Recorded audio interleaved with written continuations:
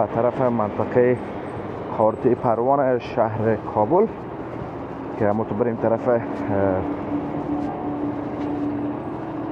باغ بالا دیگه، سرک باغ بالا. البته که سرک باغ بالا رو در یک ویدیو جداگانه براتون من نشر میرسانم. پغمان و طرفای غرب بارید کمتون، اما در خود کابل اصلا برف نبارید. در این منطقه شهر و دمیفهم این طرفا برف اصلا ما ندیدیم. امروز تقریبا اواسط جدی است فکر کنم، اواسط جدی. ضرر کلگی از دوستان عزیز، چون در خانه اگه یک تا دو تا گروپ روشن باشه دیگه شما فکر کنین که چقدر مصرف بالا میره. نمی طرف سرک دوستان عزیز که ما براتون خانه ها و بلند منزل های طرفات. سلام دوستان عزیز، انشالله که خوب و صحتمند باشین و زندگیتان به خوبی، خوشی و آرامی سپری شود. دوستان نهایت گرامی و عزیز، امروز دیگه آمدیم به طرف منطقه کارتی پروان شهر کابل که ما تو بریم طرف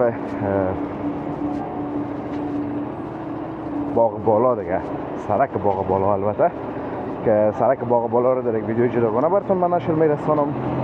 کارتی پروانم یک ویدیوی کاملا جدا دیگه. در ادامه ویدیو همراه ما باشین دوستان عزیز، بریم ببینیم که چی تغییرات آمده، چی شده و چی نشده.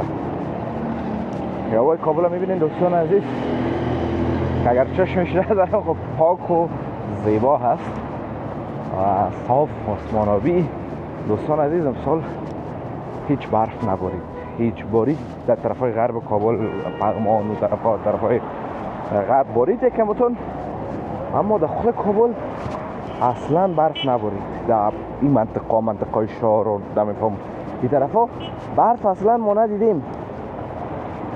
امروز تقریبا اواسط جدی است فکر کنم، اواسط جدی هست دیگه، زمستان است، اما تا فعلا هیچ چیز نباریده، نه باران درست و نه هم برف درست. باران یک دو سه روز بارید و دوباره هم آرام شد دیگه. واقعا دوستان عزیز مسئله قابل تشویش است، اما راهی از دست کار از دست ما بر نمیاد جز همون نمازی که به خاطر خشکسالی هست و دعا. یک خداوند افغانستان از شر خشکسالی نجات بده. سرک می‌بریم دوستان عزیز به این طرف دوستان عزیز در تصویر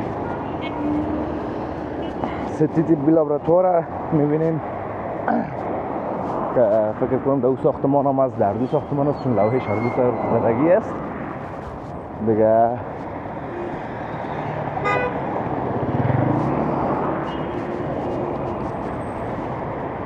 سلو پیش مییم به طرف باغ بالای شهر کابل.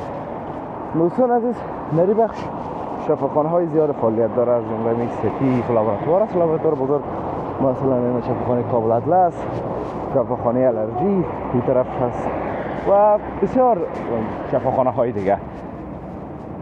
پایین تر بارستان است، سرک دیگهش میره طرف برکی کابل، سرک دیگه خود منطقه کارتی پروان است و این سرک هم که طرف کارتی مامورین میره دیگه. دوستان عزیز منتظر ویدیو کارتی مامورین همچنان باشین.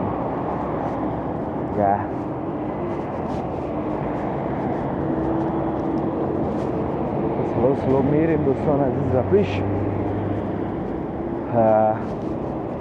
زمستان شروع، برگ و درختها خشک شدن. در تابستان دوستان عزیز آب و هوا، همین درختها و همین منظره حس و دیگه می داشته باشن. اصلا همین خوش آدم میاد همون طبیعت و همون فضا. اما در زمستان وقتی خشک میشه طبیعت باز واقعا اونقدر مزهش نمی باشه. شما اگر برین امیال ویدیوهای بهار و تابستان رو ببینید به مراتب زیباتر و مقبولتر هست از امروز کردم. اما باز هر فصل دوستان عزیز علاقمندای خاص خود داره. هر فصل وایب خود داره، یا خوبی ها و بدی های خود داره، یا منظره خود داره. هر فصل زیباست و هر فصل البته علاقمندای خاص خود هم داره. مثلا بسیاری از این فصل خزان و زمستان یک قدر دوست دارن، یک قدر که بی حد و اندازه. ما بعض از مثل ما که اصلا نمیخواین هیچ فصل خزان و زمستان باشن. اما تابستان از دوستان دیگر چه بسیار گرم است، آدم زیرا برق گم میشه. اما بازم از خنک کرده به نظر ما بهتر است، چون خنک دوستان عزیز خصوصا در افغانستان مشکلات زیاده به بار میاره. بدون از این خنک از هوا سرد است، کوچه ها گلالای، هوا خراب، هوا خراب می باشه دوستان عزیز. کل چیز این تو گدوات می باشه. اما در تابستان تو نیست. از زمستان بر علاوه از دوستان عزیز برق هم کم می باشه.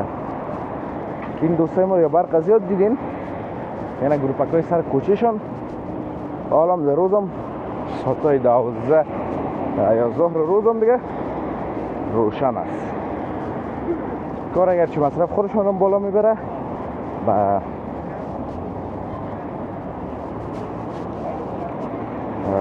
ضرر کلگی از دوستان عزیز.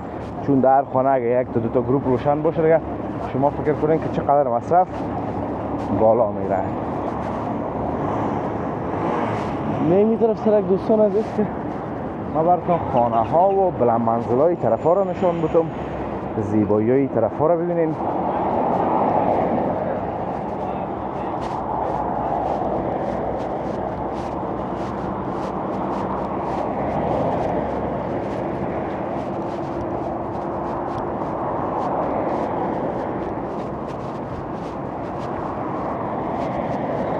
مهمانخانه خادم هم دیگه دوستان عزیز، همون خدمتگار میگن یا همون کسی که خدمت میکنه یا که دیگه اون سالترش خودتان میفهمین بهتر از من میخوایم چی بگویم.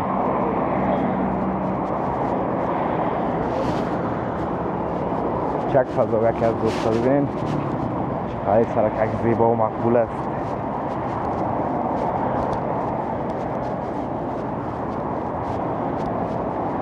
واه ماشاءالله باید دوستا به این سرک ماشاءالله باید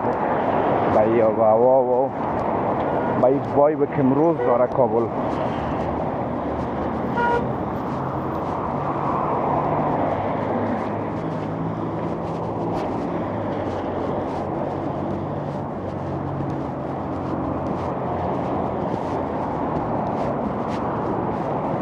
خب دوستان نهایت گرامی، امیدوارم از ویدیو خوشتون آمده باشه، ویدیو لذت برده باشین. ویدیو را لایک کنین، در کانال هم سابسکرایب کنین تا ویدیوهای بعدی همه ایتونه به الله متعال پاک و بی‌نیاز می سپارم. روزگار خوب و خوش داشته باشین و در پناه الله متعال باشین. الله حافظ و مددگار همه ایتان.